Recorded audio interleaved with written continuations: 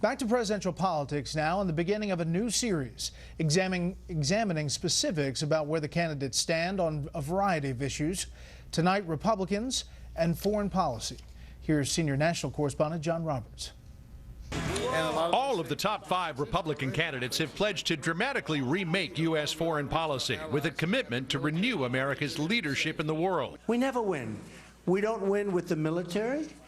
We don't win with trade. We don't win with deals. The path to get there reveals some sharp differences in how the candidates would conduct foreign policy. On the Iran nuclear deal, for example, Ted Cruz leaves no ambiguity on where he stands. If I am elected president on the very first day in office, I will rip to shreds this catastrophic Iranian nuclear deal. But there is plenty of nuance among the other candidates. Donald Trump says he wouldn't end the Iran deal on day one. He would renegotiate it over time. Ben Carson says he would slow down the process. Marco Rubio insists the next president isn't bound by the deal, though he'd shred it anyways, while Jeb Bush says he would carefully think it through. One thing that I won't do is to say, as a candidate, I'm going to tear up the agreement on the first day. Now that's great, that sounds great, but maybe you ought to check in with your allies first. On military spending, Trump says he wants a bigger military, but hasn't committed to raising the budget. Ben Carson only says there can't be more cuts. Of the 3 that would raise spending, Rubio is calling for the biggest increase. We have to have the military and the economic wherewithal to provide that leadership. And it doesn't mean we're involved in every conflict. We're only involved in those where our national security interests are directly at stake. But for a country like America, that can become pretty broad. Rubio is considered the biggest hawk, with a tilt toward an aggressive interventionist policy. Trump and Cruz lean more toward Ronald Reagan's philosophy of peace through strength and limited intervention, pointing out bad outcomes in Iraq and Libya. Bush and Carson come down somewhere in the middle.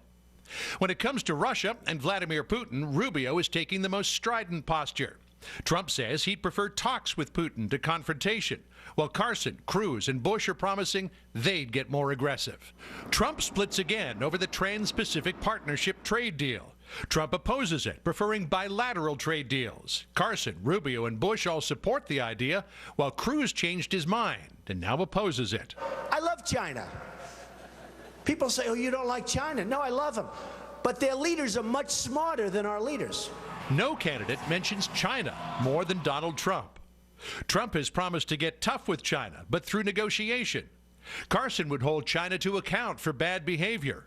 Rubio would back up his tough talk with the U.S. Navy's 7th Fleet.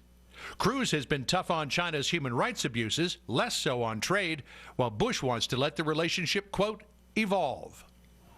All the candidates agree the first job as commander-in-chief is to keep the nation safe. To help do that, Donald Trump says he would reinstate Bush-era enhanced interrogation techniques. Would I approve waterboarding? You bet your ass I'd approve it. Trump doesn't necessarily stand alone. Carson, Rubio, and Bush have all left the door open. Cruz is the only one who has definitively said no to torture. The top 5 candidates have all pledged unswerving support toward Israel, but on the issue of Mideast peace, another split. Donald Trump says Israel may have to make sacrifices to achieve peace, a position Marco Rubio calls, quote, dead wrong. Brett? John, thank you.